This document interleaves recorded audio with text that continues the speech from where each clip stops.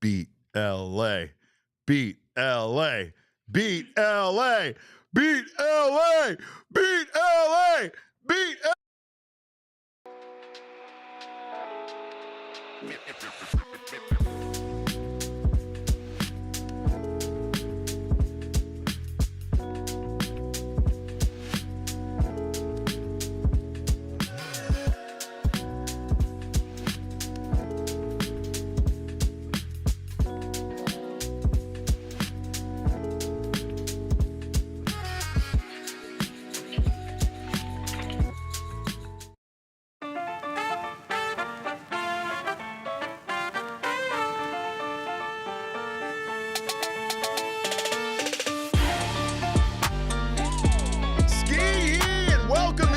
Another edition of the PHNX Diamondbacks post-game show, live right here in Studio A from PHNX HQ. My name is Derek Montilla, occasionally known as your mayor of PHNX, and I got my guy, Kevin Thomas, occasionally known as Large Intimate on the ones and twos tonight, and we are all in very good moods because the Arizona Diamondbacks did our favorite thing, and that is beat the Los Angeles Dodgers tonight by a score of 5-3. Kevin, I think that deserves some bells.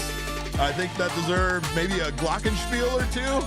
I think it's kind of a big deal. The glockenspiels will come after the music. Yeah, it's kind of a big deal, like my shirt says. But Groundhog Mama says, I hate that picture of Pfaadt.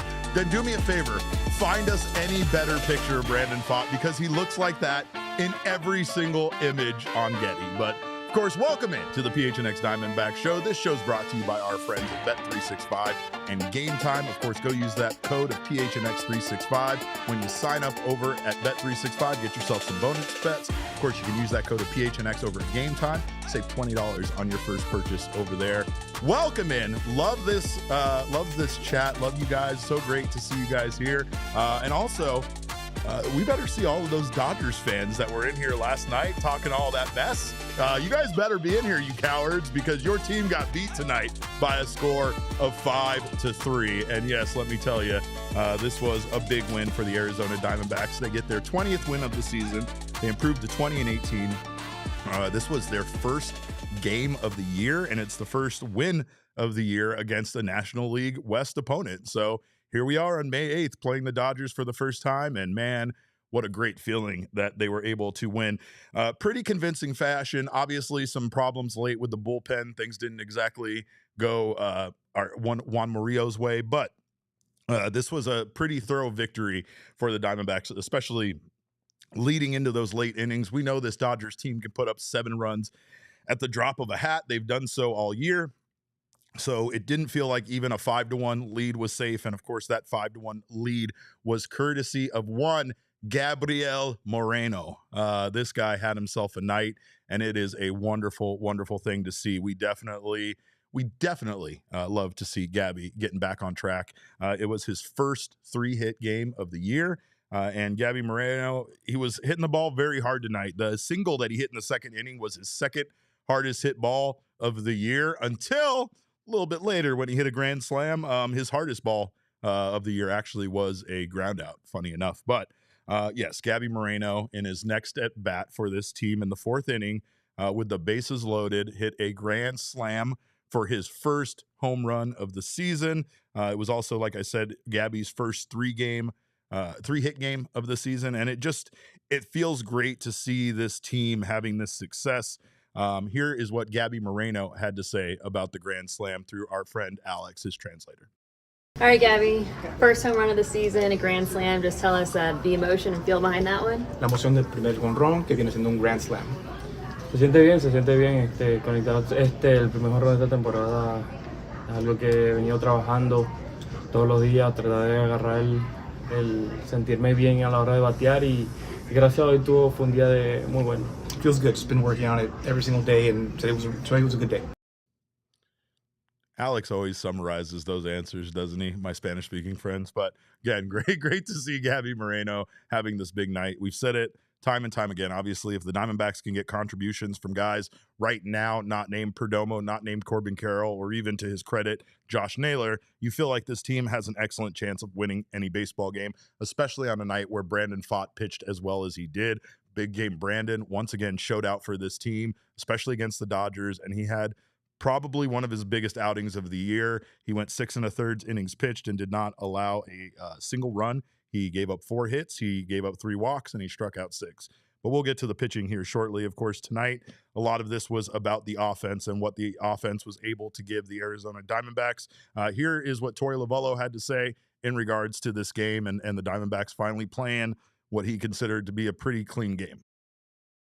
Yeah, we talk about playing a pretty complete baseball game. That's what it looks like for me. Of course, there are some things we can tighten up. Every game is not played perfectly, but in the space and the areas that we like to live in, with pitching and defense, we were fantastic. One defensive play after another. Brandon Pfaadt just pounds his own, has a great game plan. Goes 6+ scoreless innings. It was just a fantastic outing, and the day was started with him getting everything under control. We built an inning against a very stubborn, tough pitcher who's been dealing lately, and once you build it, you got to have the right guys come up. And Gabby with an unbelievable approach with a long, line drive home run over the right center field wall. That tells you that your swing is tight.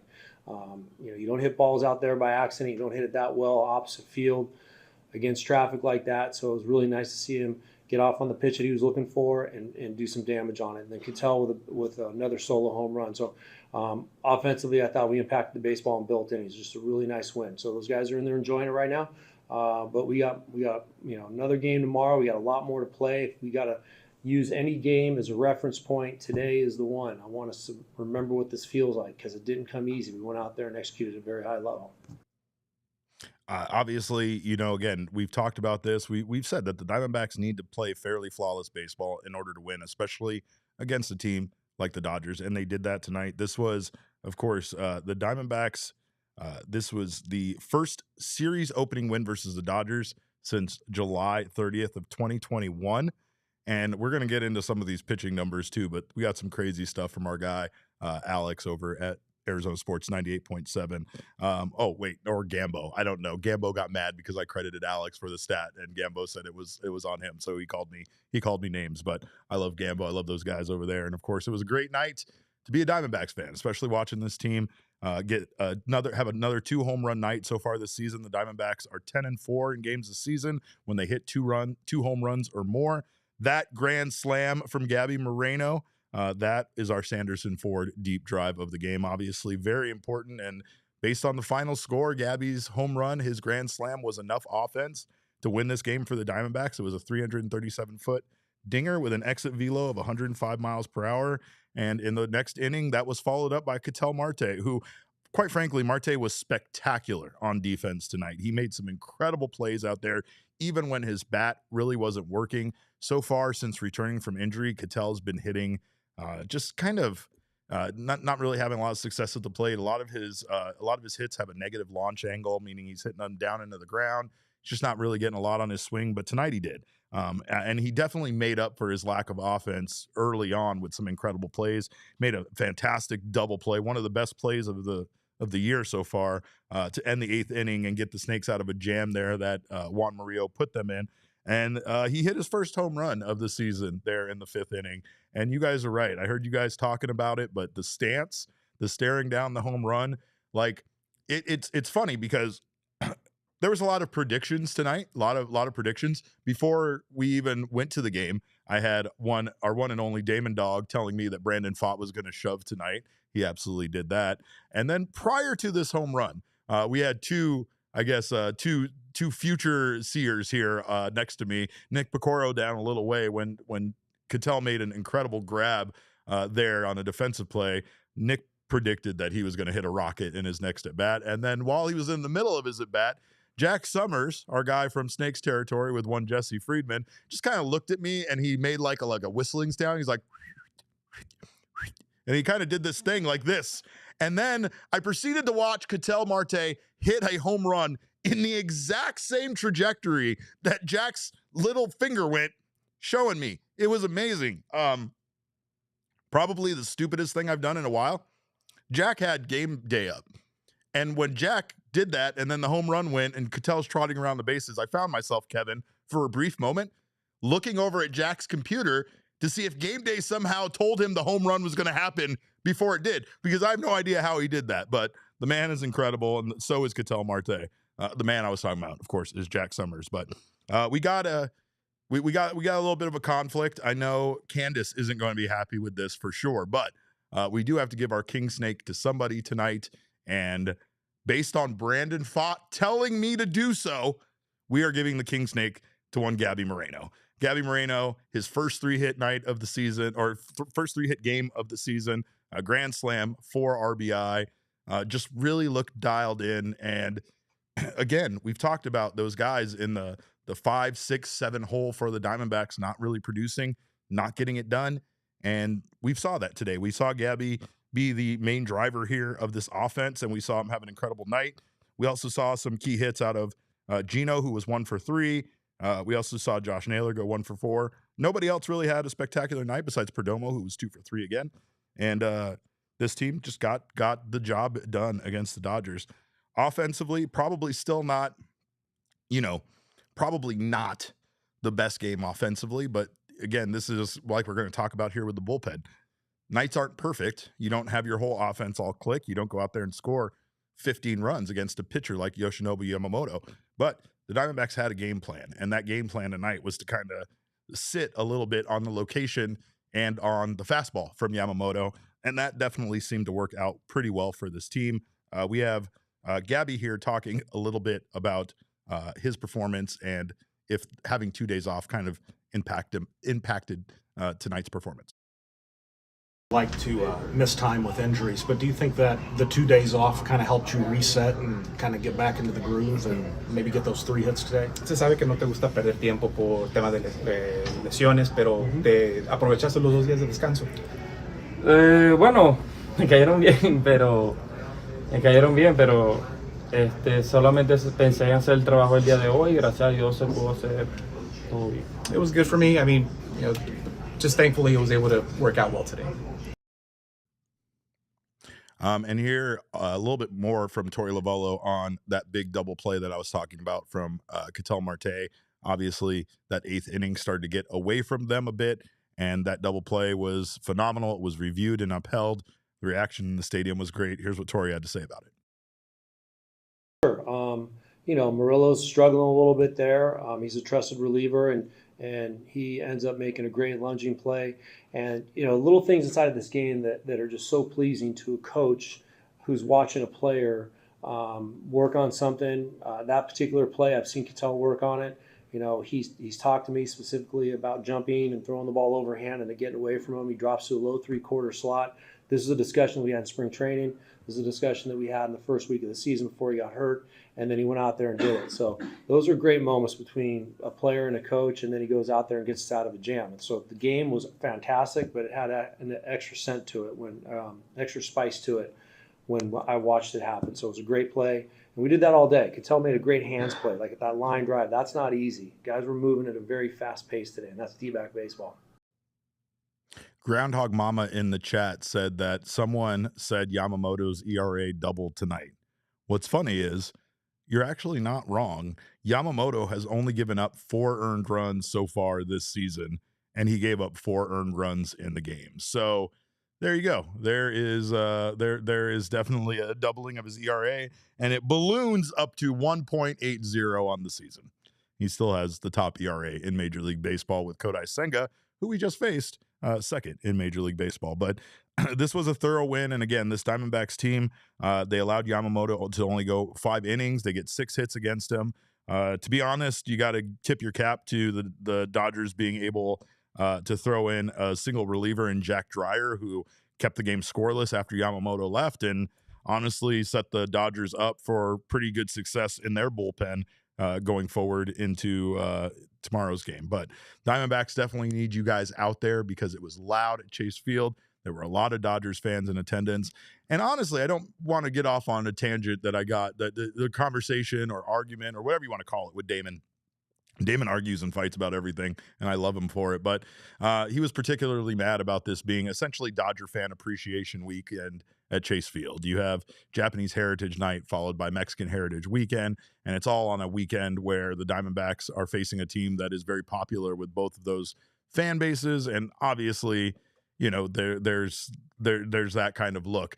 I will say one thing that I found more infuriating was playing of the song California Love while the Dodgers were taking batting practice. I found that to be a bit egregious myself and maybe catering a little bit too much to the opposing team. However, I will say that if you want to silver lining this, we sent a whole lot of Dodgers fans home sad, and hopefully we can continue to do it this weekend and just ruin all of it for them. Come on out, spend all of your money, and then go home sad. But yes, who says we have a Japanese Heritage Night? Yes, that was tonight. In fact, that's exactly was the theme of tonight's game. So, and yes, Mexican Heritage Weekend is absolutely for Dbacks fans too. That was kind of the point I'm making. I will say one thing I think about this is that that the Chase Field is going to be filled with people during a Dodgers series. So I personally wouldn't do bobblehead nights or any kind of theme nights over the course of a weekend.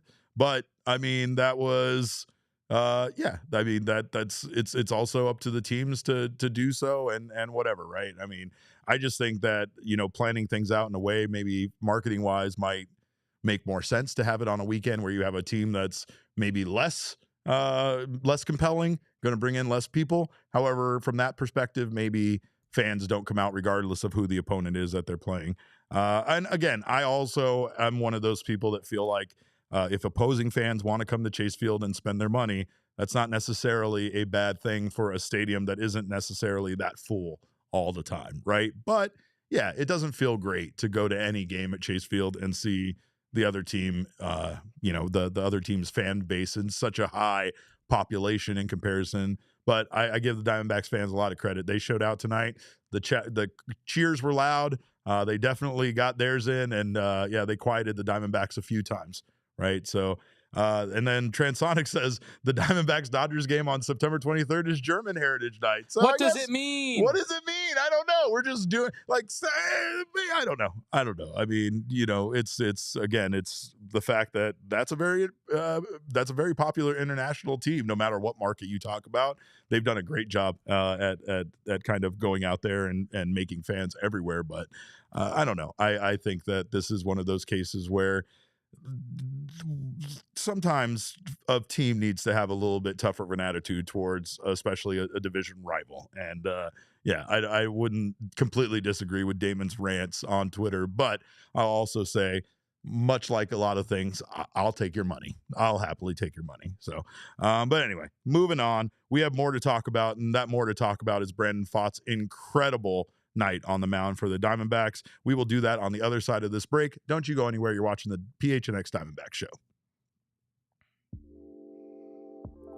Well, Gila River Resorts and Casinos is one of my favorite places to go, and it should be for you as well. Of course, it's one of the best places to take a staycation here in town or just a night out to go enjoy their over 4,500 slots and table games or catch all of the action at any of their sports books. And of course, the sports book we're talking about is their Bet MGM Sportsbook right there at Gila River Resorts and Casinos, Wild Horse Pass. They have massive screens, delicious food, and of course, all the action. It's one of the best places to catch all this NHL and NBA playoff action. And of course, watch UFC 315 and these Diamondbacks, these very good Diamondbacks. So I'll be there this weekend for that exact thing. That's UFC right. 315. It's the ultimate place to watch and win. Catch me at Wild Horse Pass. And again, even if your team loses, you can get over it really quickly by going out to the casino floor and having yourself a great time. Most importantly, you do you at Gila River Resorts and Casinos. Visit playathila.com for more details. And of course, if you are an Arizona sports fan, you should be banking with Desert Financial Credit Union. There is no better place to do your banking. Of course, they offer some amazing cards where you can show your team's spirit with Arizona Cardinals, ASU, NAU, and more on your debit card, on your credit card. And for more than 84 years, Desert Financial has been a staple right here in Arizona. They are Arizona's largest, most trusted local credit union. And they are dedicated to creating exceptional experiences by giving back to the community and providing financial solutions that help make your life better. They help make my life better by getting me into my home. Of course, hopefully they can start you on your home ownership journey as well. When you open a free checking account online, you can get $200 in bonuses. Get started by visiting desertfinancial.com/200 right now. All right. Well, what do we got here, guys? We got stuff in the chat. Steven says Erod has not been very good. We got super chats. What do we got in the super chats? Let's go with those, Kevin. Bees says, no greater sports joy than defeating the Fraudgers. You're not wrong. You're not wrong. It always feels good. Maybe that does make us a little bit of a little brother syndrome, right? Like when you're the big brother and you beat the little brother, you don't really think about it. That's what should happen. But when you're the little brother and you beat the big brother, I don't know. We've done it in the playoffs. We'll continue to do it. And hopefully we continue to do it this weekend. Piece of Yoshi wants to know, where is Damon to laugh at James Outman? Oh, he was here doing that. I'm sure Kevin can attest to it, right? Yeah, no, he was. He actually was. Yeah. Yeah, he was there. Thank you, Derek Foster, fellow Derek, who spells it correctly. He said, get yourself a bar S hot dog. Thank you. I will do such a thing. Maybe we could get Steven to dox us again and send us some food. B says, oh, Pfaadt, our glorious ace. Where do we begin? I don't know. We could talk about it quite a bit because Pfaadt was outstanding. Big game Brandon showed up tonight against the Dodgers and outdueled Yamamoto, the best pitcher in at least statistically in the National League and in all of baseball. He had a great mix of pitches tonight, and he used pretty much everything. And when I say that, I literally mean that. Do we have the pitch chart image? We'll see here that Pfaadt used 34% fastballs, 24% sweepers, 15% changeup, 14% sinker, 12% curveball. And look at where these pitches landed. He kept his four-seam fastball up, kept that sinker low in the zone, kept the sweeper kind of there. I mean, plenty of pitches in the zone, but man, he did a great job tonight with this pitch mix.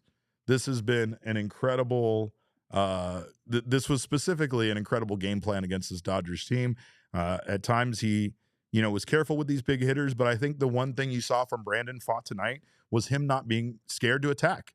And that's what the success was tonight. And that's what everybody attributed Brandon's success to tonight. He got 10 whiffs tonight, and he kind of spread it around. There was 2 and 1 pretty much on everything. He had 3 on the sweeper. That was the most he had on one particular pitch. And he goes 6 1/3 innings. He gives up 4 hits, 0 earned runs. He walked 3 and struck out 6. And I think that's worthy of firing up the old Circle K strikeout tracker. Let's get those 6 strikeouts on the board, Kevin, please. Thank you.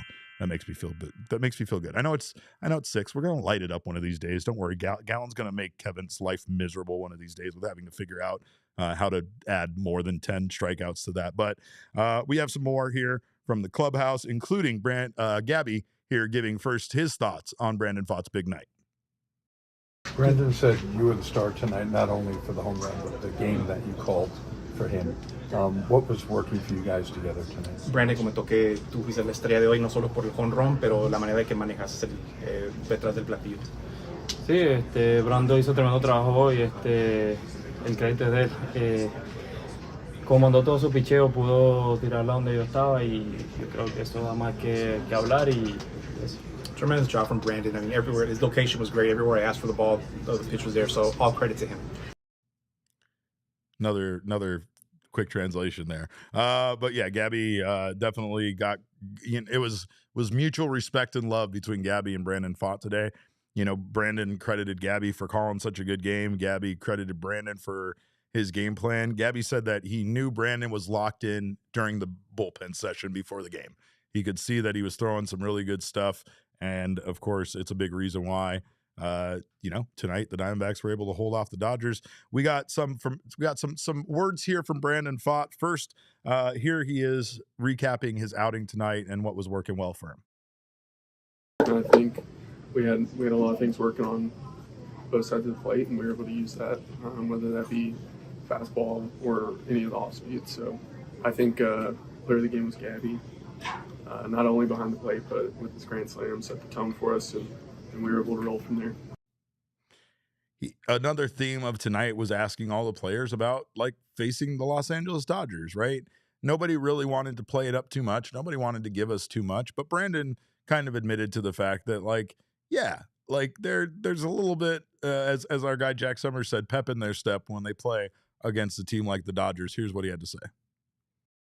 Yeah, I think we did that with the Phillies last time. We were a little too giddy up, like you said, and I think we were able to calm things down and locate more today, and success was derived from it.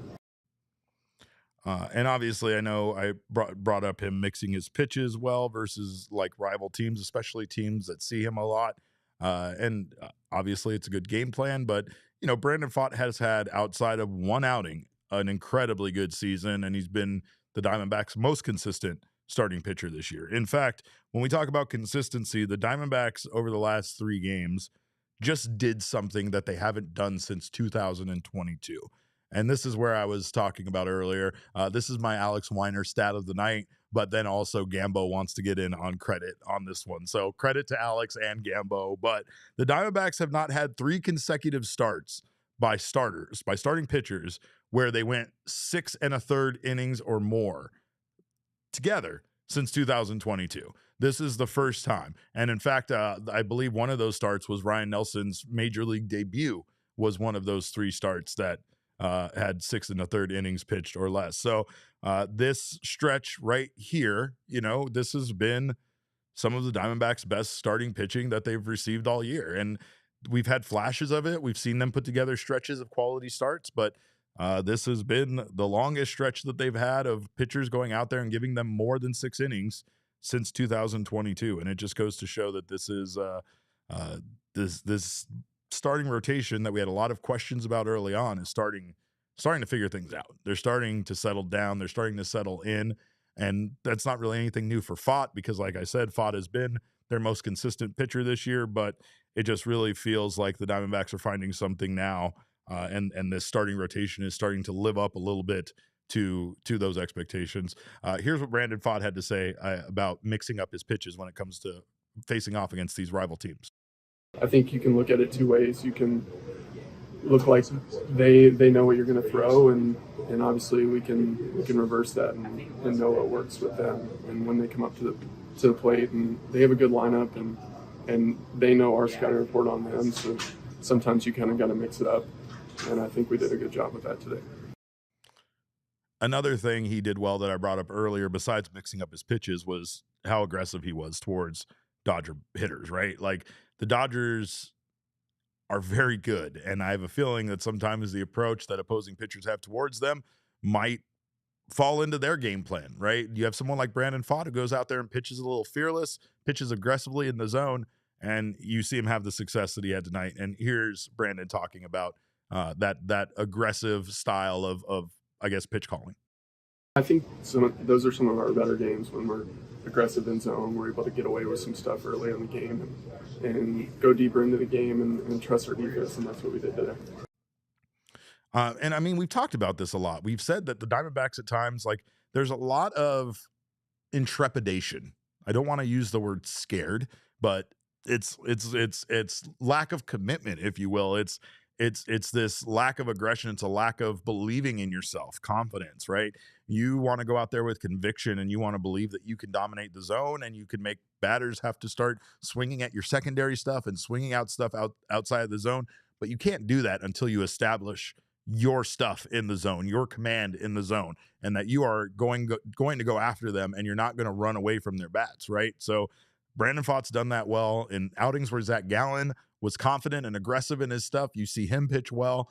And Merrill Kelly, I mean, again, outside of one bad start for Merrill Kelly, this has been a season where you've seen Kelly be consistent and again, be aggressive towards the strike zone. And that's what has led to these guys getting things back on track. I don't know. I mean, confidence is such a weird thing, and baseball is such a weird game where that lack of confidence can have such a huge impact on you, no matter if you're a position player defensively, whether you're a starter or a pitcher on the mound, even a reliever, or again, if you're at the bat, up at the dish. So tonight, though, Diamondbacks got the job done, and of course, part of it was that defense behind Brandon Pfaadt. He credited that defense, and here's what he had to say about Ketel and some of those amazing plays that were made behind him. Yeah, the defense was great. I think Alec in center tracked down some pretty hard hit balls, and Ketel turned a nice double play there at the end, and I think everybody came to play today. And that's a great point. Everybody did come to play today. And again, in the outfield, Corbin Carroll had an amazing play down the right field line. You had Alec tracking down making a huge catch there in center field. And again, Alec took a great route to that ball. He was taking great routes all night defensively. And a lot of the hard hit balls to the outfield were not actually even dangers. What do you got, Kev? I also wanted to bring up, I was extra impressed by that Alec Thomas catch because if you remember last game, there was a similar hit ball out to center at him, very similar to that one, and he did not read it correctly. Yeah. And so in the big moment, it was nice to see him actually, make that correctly. You know what's funny about that play is that was the one I was talking about yesterday. It had an expected batting average of 960. That had a 96% chance of being a hit, right? So I don't know if I blame Alec for not getting that. This one might have been a little different, maybe a little easier to catch. For the record, I'm not blaming Alec. I'm more so just saying like what Tori talks about, how making the little plays and how things can just bounce your way when you put yourself in the right position to do that. Yeah. It was nice to see everybody against the Dodgers, against the number one team in the division, For sure. be on their P's and Q's and just be on point tonight. Yeah, and I mean, again, defensively, they have not been sound this year. They've made a lot of mistakes defensively, and I mean, again, there is that was a spectacular play. There were a couple of plays that, again, you don't make those plays. The Dodgers have guys on second and third. That inning changes on you really fast. Things go a different way, right? So credit to Pfaadt for never really getting shook, even when he had guys runners in scoring position. And they did limit the amount of opportunities the Dodgers had there. But, of course, late, once again, things couldn't be easy. The bullpen, Jalen Beeks had an impressive outing, I thought. He had an impressive strikeout of Ohtani to end the seventh inning. He went 2/3 of an inning pitch. He had 2 strikeouts. But then Juan Murillo made things interesting in the worst possible way there in the 8th inning. He allowed 2 earned runs. And, of course, he also got into a position where I'm sure every Diamondbacks fan out there watching that game was thinking, here we go. This is what's going to happen, right? We've had fun. We've enjoyed this game. We've pretty much led through 70%, 80% of this game, literally 80% because it was the 8th inning, maybe a little bit higher percentage of that. And then we get down to the end of the game and the Dodgers start scoring against this bullpen. Dodgers have notoriously been good at comebacks this season and putting up runs late. And I think everybody was seeing that, go down that path. There was a lot of questions about whether Tori was going to change gears there with Juan kind of struggling. And, of course, he did not make things easy for this team. Here's what Tori had to say about leaving Murillo in there. Yeah, I was going to go to Ginkel and then Ginkel to Miller. Murillo's been throwing the ball good. I felt like he deserved a chance to get out of that. He was starting to wobble a little bit. And look, we're getting after Ginkel and Shelby quite a bit. So I'm trying to chop those guys up. They've been on the same day pattern. I wanted to throw one and not the other. That was the overall goal. But it came down to me trusting Murillo. He's been throwing the ball really good for us, and I felt like it got a little dicey there. If Conforto hits the ball in the seats, it's a totally different outcome. But I felt like we were going to make a pitch, and we ended up doing that. Yes, Tanner, it is pronounced Murillo. I don't know if you heard me right before I cut. I did say, yep, you guys got me. I can't even say like normally that this is a hate crime because Spanish is my first language. So this one's on me. That one's on me. This isn't a milk situation. But Diamondbacks, of course, do lock things down. Kevin Ginkel comes out for the 9th inning. Electric entrance, electric performance. And maybe, just maybe, Kevin Ginkel is the Diamondbacks' answer to their closer situation. It still feels like Shelby Miller is going to be that. Ban Sean from the chat. Get Sean out of here. Sean's done. Sean is out of here forever. Don't just ban him for one day. Ban him permanently from this chat. But no, I mean, this was this team is something else. And Kevin Ginkel, again, it feels like he has electricity for that closer role. He has the ability, even when guys get on base, that you feel fairly comfortable with him getting out of it. And yeah, it was electric tonight. I mean, you're going to give me a Kevin Ginkel scream in the 9th inning. I'll love it. I'll take it. So yes, Kevin Ginkel again comes in, shuts things down. I mean, he did give up the home run, right? So he did give up Ohtani a home run. There's a little stat padding by Ohtani in Major League Baseball there late, but you just still got to feel pretty good about Kevin Ginkel in that role. But what's new? Shohei Ohtani, fixing the numbers. What's new? Yeah. I hate the fact that it doesn't feel great. It does. Like, the one thing I got out of Shelby Miller in his first save of the year was nothing. I got nothing out of it. I got no emotion. I didn't feel anything. The game just ended, and I was like, what was that? I don't know what a ninth inning with no drama and no action really is. Miller just came in and shut the game down. That wasn't the case in his next opportunity at a save, but I still think that from what Torrey said after the game, what we're going to see is him as a manager, hopefully utilizing these guys a bit better. And he said he's going to get Ginkel and Miller away from each other so that he's going to have those guys available on different nights and has some of his best relievers available with some of the other ones who, not to take anything away from those guys, but some of them are like Juan Murillo are young. You got, Jose Castillo that I don't know how much longer he is going to be a part of this bullpen, or maybe they work out because even though he has been bad at times, he still has had some pretty decent outings as well. But like just have a mix here where guys like Kevin Ginkel are available one night, Shelby Miller available on another night. Ryan Thompson was a guy that he was going to possibly go to there, but the Diamondbacks get out of that inning there with Ketel Marte's huge double play. And then the ninth inning comes around, Ginkel gives up that one home run, but overall, not much outside of that. And again, it's Ohtani, so that MLB just needed that to happen. They needed something from Ohtani tonight. But Diamondbacks win again by a score of 5-3. And we're going to break down the numbers from this game on the other side of this break. So don't you go anywhere. You are watching the PHNX Diamondback Show.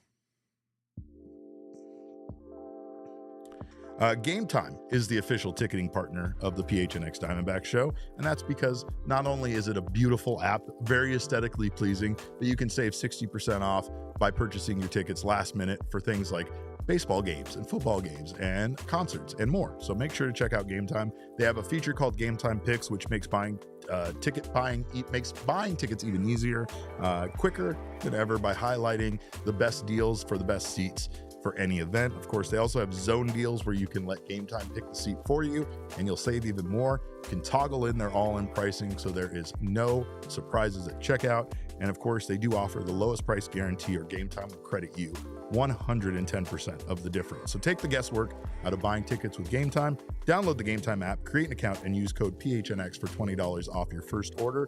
Terms do apply. Again, create an account and redeem code PHNX for $20 off. Download the Game Time app today. Last minute tickets, lowest price. Kevin, what time is it? Time to beat LA. Oh, sorry. No. Game time. Yeah, it's also that. It's both of those things. It could be both. Also, we have big news from our friends at Sanderson Ford. Ford has announced the From America for America employee pricing. I'm sure you've heard about it. I know you know that it is the same price that they give their employees, and it is a great time if you are in the market for a vehicle, or even if you were just maybe thinking about it, to stop by Sanderson Ford. Of course, you pay the same price as the owner of the company with this deal, and of course, every Ford dealership is offering this right now, but what you're going to get out of Sanderson Ford is you are going to get no markups. You're going to get no addendums. You're not going to get any of that stuff. What you're going to get is great customer service, which they have been providing Glendale with for 70 years. And of course, they have the inventory that you're looking for. So don't settle on a vehicle that isn't the correct color. Don't do that. Go get the exact vehicle you want with the exact trim you want and the exact color you want at Sanderson Ford. In celebration of their 70th anniversary, stop in and get a pair of tickets to an Arizona Diamondbacks game, literally just for stopping by and say hi. No test drive is required, but hey, it's fun to test drive, so might as well do it while you're there.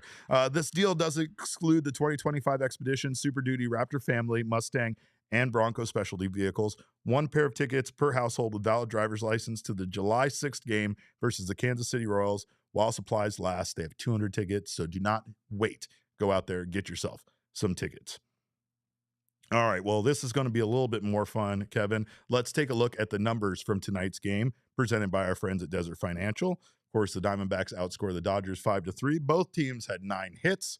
Diamondbacks left a lot of ducks on the pond again, or a lot of snakes in the desert. I don't know. We need a snake metaphor for that than ducks on the pond. We're not foul. We're snakes. 1 for 7 with runners in scoring position. Dodgers were 2 for 5. Diamondbacks had 3 extra base hits. 2 of those were home runs. 1 was a double. Then the Dodgers had their 2 extra base hits. Expected batting average for the Dodgers was .335 to the Diamondbacks .301. So both teams were hitting the ball fairly well, fairly hard. A lot of hard exit velos. Poor Michael Conforto hit into, I think 3 of his outs were all hard hit balls. 3 of his outs were all 95 miles per hour or higher. I believe one of them was like 110 miles per hour off the bat. and you love to see it. You love to see him hitting into an out when he hits the ball that hard. But this is important because we have been talking now for weeks and weeks and weeks about our division being the NL West. And yeah, it is still an NL West, but what we do have is an update on the NL West. Kevin, what do we got? We got the Dodgers at 25-13. We got the Padres at 23-13. We have the Giants at 24-14. And we now have the Arizona Diamondbacks with 20 wins at 20-18. And yes, the Colorado Rockies are still alive and they still exist. Do they matter? That's more of a philosophical question. And I'm not here to wax philosophy. But what I will say is this is an incredibly difficult division. When you look across baseball, I believe there are 12, maybe 13 teams currently with losing records this year. Meanwhile, the NL West currently has 4 teams with 20 wins. Don't know about that at all. Don't know why this division continues to be tough. Again, it proves that there is a big it's a big reason why these games are very important right now for the Diamondbacks. It's a matter of keeping the Dodgers close and not allowing this division to slip away. There's a good chance that maybe the rest of this series doesn't go the Diamondbacks' way, but man, this was a great way to start it.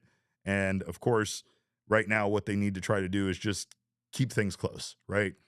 It's going to come down to a lot of games being played later on in the season, but right now, with how good the rest of the division is, you really just don't want to let things slip away and start to get to a point where, because the Diamondbacks have been guilty of this, you start to look at the scoreboard, even though you're not supposed to look at the scoreboard, and it starts to become demoralizing to the team that they're so behind in the division. Right now, the Dodgers have a plus 51 run differential. The Padres have a plus 29 run differential. Giants have a plus 39 run differential, and the Diamondbacks are at plus 5. What do the Rockies have? Minus 109. Gross. Minus 109 run differential. That is the most significant run differential as far as on the low end in all of baseball. And by quite a margin, too. I think the Orioles have a minus 69. Nice run differential. And yeah, that's it. That's the closest one. So the Rockies have the lead in dysfunctional run differential by 40 runs, and that's definitely not good for them. But hey, at least we get to play them a whole lot, so there's that. And it's not going to be easy here with the rest of the teams that the Diamondbacks have to face, at least early in May. Like I said, there's some reprieve there against the Pirates, and I think the Nationals later on in the month. And of course, you can't underestimate those teams, or else they'll do what the Nationals did to the Diamondbacks the last time they played. Someone, who's that? Ryoma in the chat wants to know what the White Sox run differential is. This is a fun game. It's minus 39. Minus 39. And once again, the Colorado Rockies is minus 109. I probably shouldn't laugh, but I'm going to anyway. All right. Well, what we also have is some more updates here from our friends over at the Amarillo Sod Poodles. Only I'm not allowed to call them anymore that right now because they are the Yellow City Pigweeds, and I'm going to tell you why. We don't have a break, but I did want to let you guys know, of course, that now is a great time to become a PHNX diehard if you haven't done so already. We're going to have some great exclusive content, including Damon and I are going to be recording a Dbacks After Dark episode here, probably on Monday after this Dodgers series, and I'm going to let Damon go off about the Dodgers and some of his issues with Chase Field being so welcoming to our division rival. But you get access to the PHNX Discord Lounge, which is the best place to be an Arizona sports fan. You get to chat with all of us day or night. You never know when I'm in there. I'm in there. I'm lurking at all times. I'm always watching. I'm always making sure you guys are behaving yourselves. And of course, it's a great place to hang out with the fam.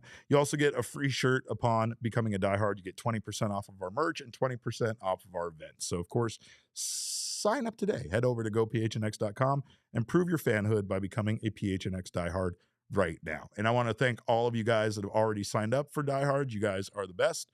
And I appreciate you guys, of course, for supporting this show, supporting this host. Of course, I've told you guys I'm not a fan of, but I do appreciate you guys doing all that. Now, the other day, I did not give the Amarillo Sod Poodles the flowers that they deserve for sending me out this wonderful merch that I'm wearing right now. And mostly it was because of my confusion. First, I had no idea what they were going to be sending me or what was in the box. And then second, when I pulled it out, there was no information accompanying this rad merchandise for me to understand exactly what any of it meant. But I did come to research it. I did come to find out, dig in a little bit, and I come to find out that the Amarillo Sod Poodles' new identity for 2025, or alternate identity, is the Yellow City Pigweeds. And of course, Yellow City is kind of an affectionate term for Amarillo. It references the iconic yellow soil and wildflowers that kind of blanket the Amarillo area in spring. And then and the new identity deepens to the connection to their beautiful landscape. So that's that part. And it also brings attention to the pigweed plant, which is a plant. It's not marijuana, I found out, which I very much thought it was, but it's a distinctive species found in the Texas Panhandle, and it transforms into a tumbleweed. And that's what's chasing this guy around on my hat. So that's kind of this whole thing. The new identity honors Amarillo's environmental richness, and it couldn't be more different from their previous identity, which made me giggle every time we talked about it because it was the calf fries, which are fried bull balls, which they sell at their stadium in Hodgetown. So it couldn't be more of a vibe change from the calf fries. Could not be more of a vibe change, but I appreciate it. I'm with it. And Brandon Chips says, looks like weed though for sure. It kind of does. It kind of does. Well, one thing right now that's going very well for the Amarillo Sod Poodles is one Lou James Groover, formerly known as Gino Groover. He's been having himself quite the year so far for the Sod Poodles. He is currently hitting 300, 364 with a 580 slug. He has a 944 OPS, 7 home runs, 16 RBI this season. Another really fun story going on with the Sod Poodles. Christian Robinson. Christian Robinson is playing for the Sod Poodles, and he's been having himself a fairly outstanding season so far as well. In 97 at bats, he has a 289 batting average with a 415 on base percentage, a 577 slug, and a 992 OPS. He has 6 home runs and 18 RBI. He's got lots of extra base hits. He's got 14 extra base hits this year, 21 walks to 37 strikeouts.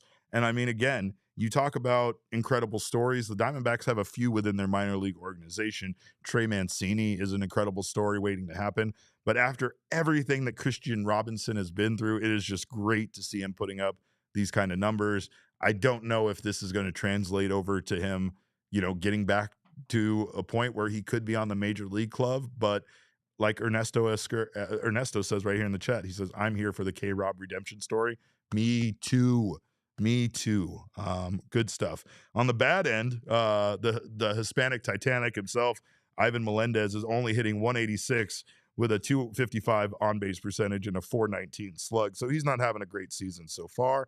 Tommy Troy, though, another name people are very familiar with, potentially a future second baseman for this team. He's been having a great season as well. He's currently hitting 305, 438.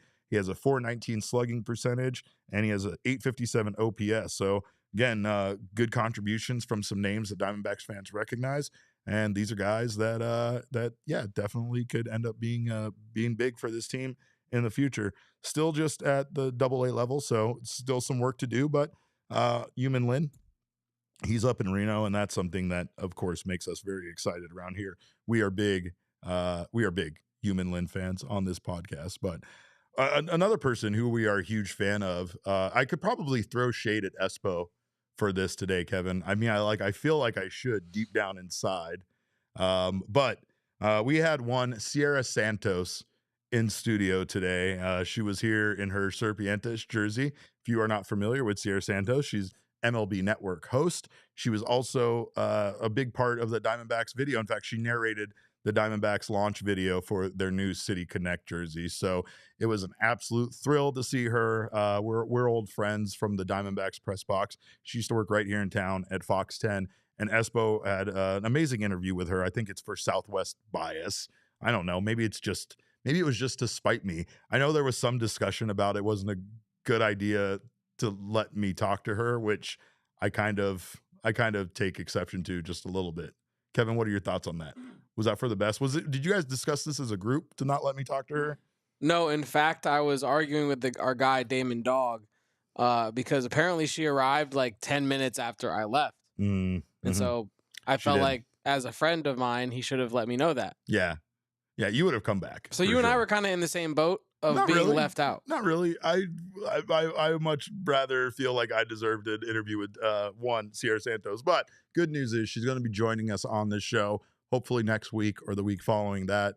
We got a little preview, though, from her interview with Espo.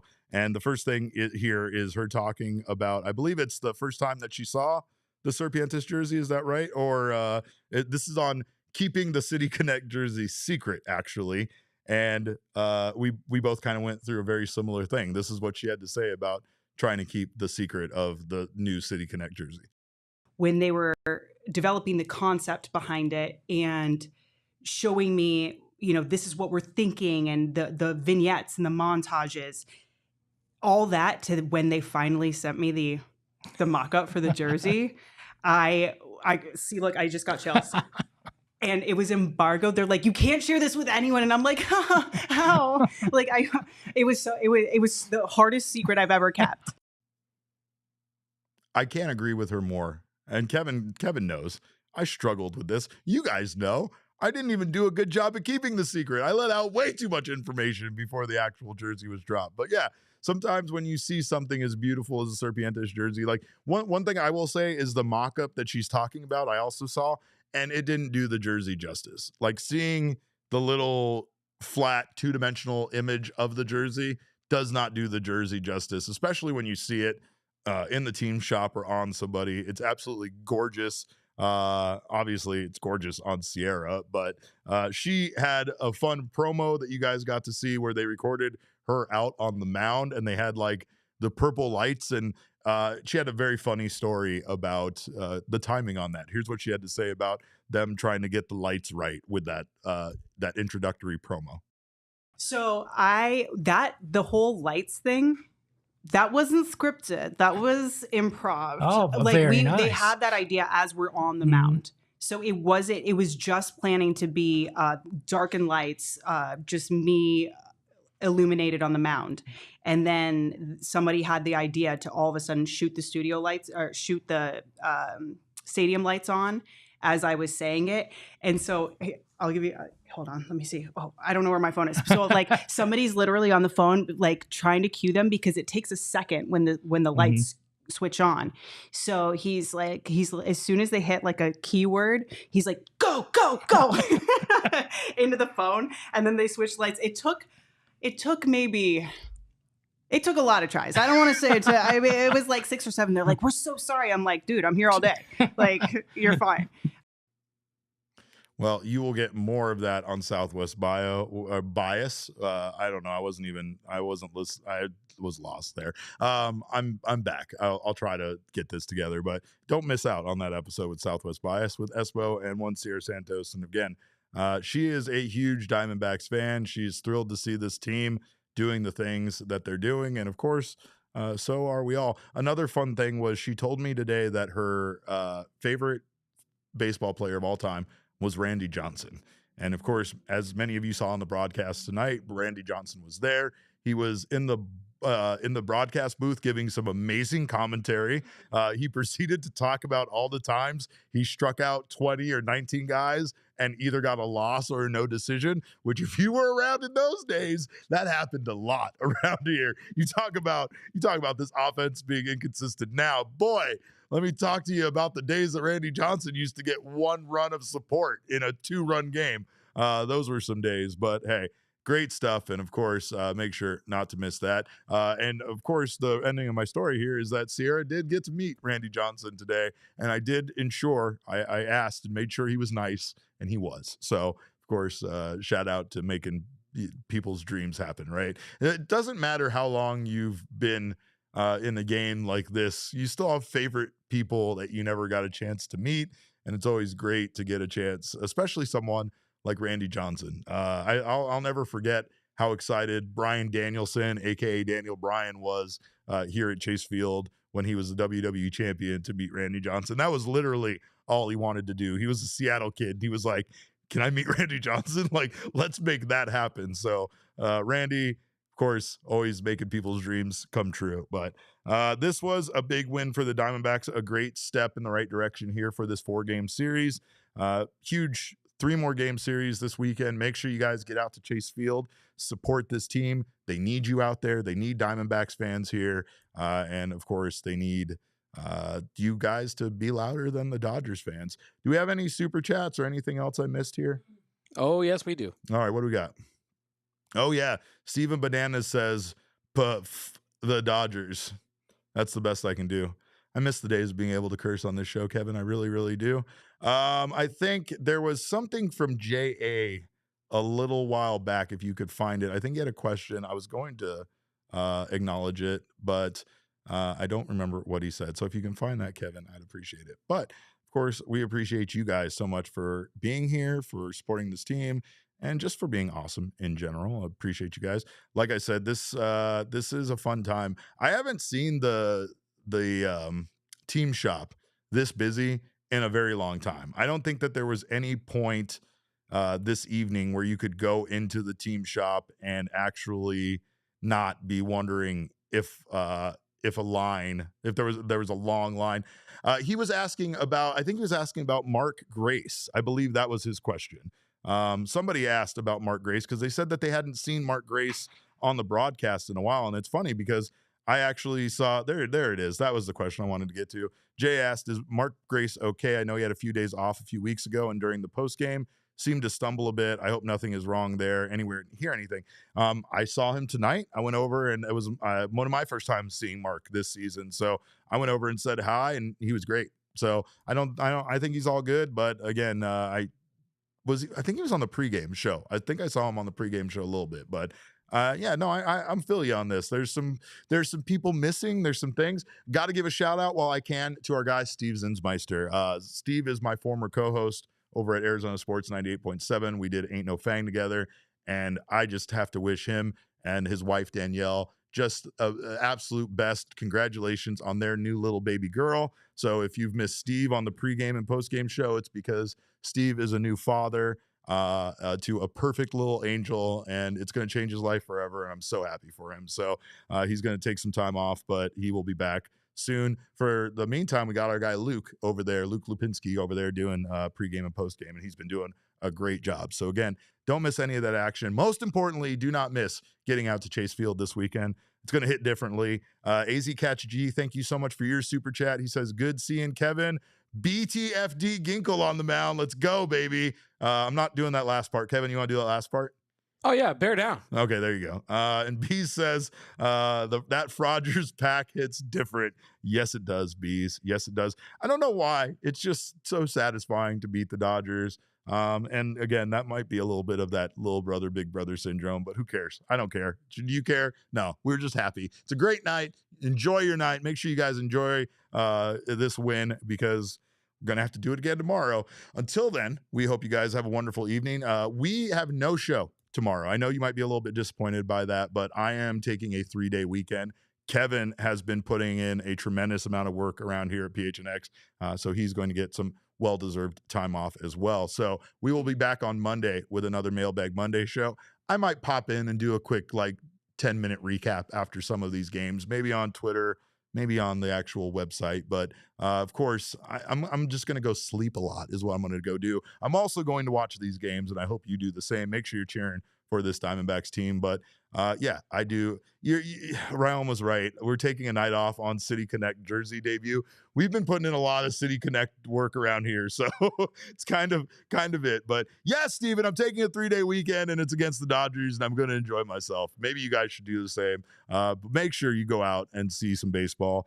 Make sure you also follow us on Twitter. I am at Cap_Caveman with a K. Kevin is at Kevo Post. Our show is at PHNX_Dbacks. But as always, all roads lead to at PHNX_sports on Twitter, Instagram, and Facebook. We appreciate you guys so much. Kevin, I don't know how much time we have left here, Kevin. We got 55 seconds and counting. All right, do we have anything else? Jay Swag says, I wanted to ask you a question, because last night we had people in this very chat, some of you who may still even be here, who said, Ketel washed. Ketel has no offense. Ketel can't do this. They said Gabby Ketel, was washed You're too. no good. Yeah. Ketel, he came back from injury. Now he's old. Yep. What happened? What happened? Ketel Marte hit an absolute bomb. An absolute bomb on Yamamoto's head. What happened Hits is the stands. you let the snakes get hot. And everybody's cheering. I thought he was washed, folks. Shouldn't let. I thought he was washed. Don't let the snakes get hot. Whatever you do, don't let the snakes get hot. Of course, we will see you guys back here on Monday. Until then, we hope you have a wonderful weekend. We hope the Diamondbacks win lots of baseball games. I hope you behave yourselves, but I know you're not going to. But most importantly, hope you have a wonderful evening and wonderful Friday, Saturday, and Sunday. We'll be back later. Ban Eat Piece of Yoshi from the chat. Ban him too. Sean's gone.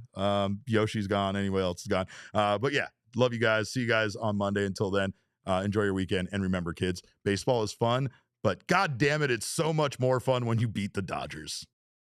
We all silly like the mayor.